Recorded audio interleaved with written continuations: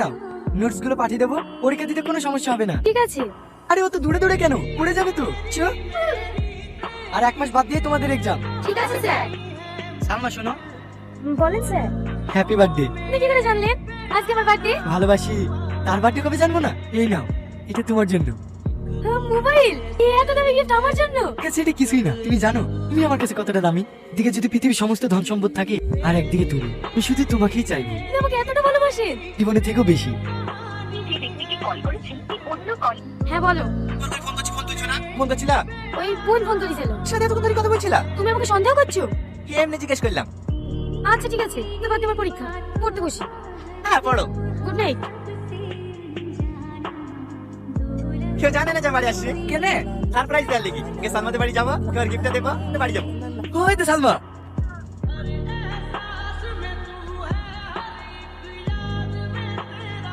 ভাই দাঁড়াও দাঁড়াও দাঁড়াও দাঁড়াও, এখানে নামছি কেনে? একটু রেস্টুরেন্টে যাবো, তুই যা। ঠিক আছে, বাড়ি পৌঁছে ফোন করিস। ওইভাবে কি দেখছো? খাও। খাই দেবে না? প্রতিদিন খাই দিতে হবে। কে ফোন করছে? টনি।